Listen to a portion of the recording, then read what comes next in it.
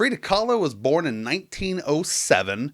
She was a Mexican painter slash artist slash political activist, known for many portraits, mainly self portraits that she painted of herself.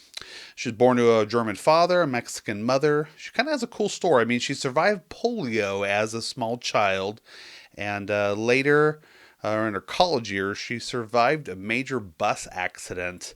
She had like all these bones broken in her body, including her spine and her pelvis.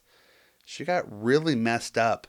The doctors didn't know if she was going to live. She ended up living, of course, and she actually turned to art to kind of channel, a lot of those dark things that happened to her, and a lot of dark themes in her paintings. And you can just Google those if you want to see what I'm talking about there. But she lived kind of a short life, a brief life. She lived to be like 45 or something like that.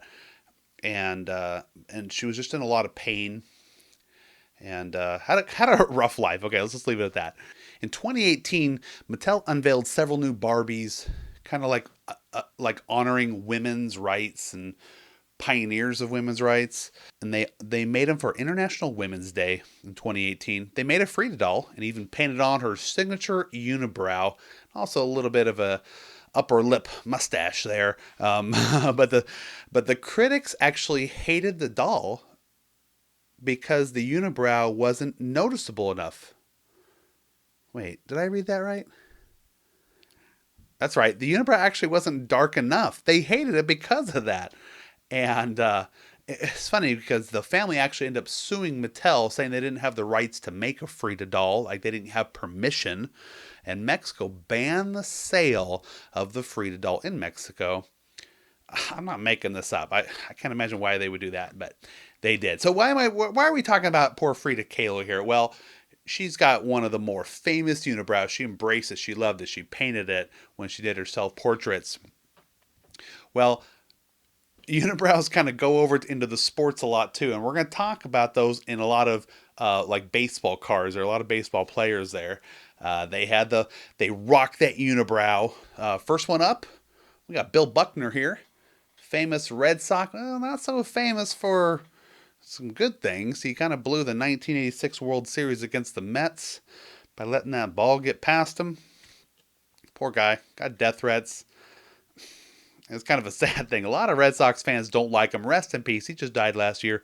But he rocked that unibrow. Had that big bushy unibrow. Kind of looked like Bert from Bert and Ernie.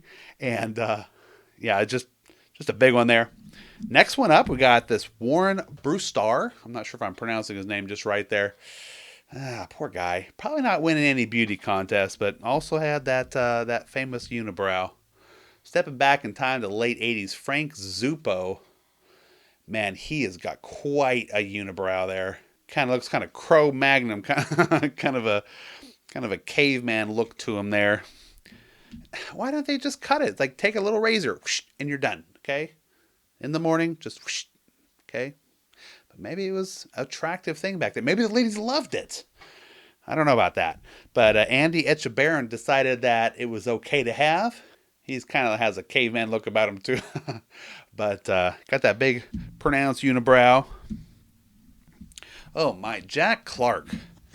So this one's got to be my favorite here. So this is kind of an upper deck series honoring the 70s cards. Look at that unibrow. Big old bushy unibrow. That's a big one. Big old rat's nest growing there. All right, Stan Javier. He was on my A's back when I was a big A's fan. He was rocking that unibrow. And probably one of the most famous of all was Wally Moon. Now, he was Rookie of the Year in 1954, traded from the Cardinals to the Dodgers in 59. Wally Moon's got a pretty cool story there because he was actually a cool player. He's probably the most famous unibrow in baseball. He was a lefty power hitter. And he was traded to the Dodgers when they were at the L.A. Memorial Coliseum. Kind of a left-hander's nightmare. Okay, because now hear me out. The wall on the right field fence was 440 feet, but the left field fence was only 251 feet. Almost a 200 feet difference there. Well, I'm showing you a picture here because you can't really imagine how weird that looks until you actually see the picture. Well, lefties weren't really able to hit him because they're more than likely hit him to the right field wall, and that was just too far to get a home run. But the righties were hitting him over the left field wall pretty easily. And as a result, Dodgers were trying to fill their lineup with righties. Well, anyway, so they brought on Wally Moon here, who was not a righty, and he kind of had to work with that field. He actually worked with Stan Musial of the Cardinals, and he decided he would like adjust his swing and kind of re-engineer his whole stance at the plate so he could drive the ball over the left field wall. And he was able to do that. He was able to be a successful home run hitter for the Dodgers, and he was hitting what was called these moon shots, okay? Because of his last name, Moon, the Dodgers fans kind of made this guy a household name, and whenever he hit a home run over that wall, it was called a moonshot.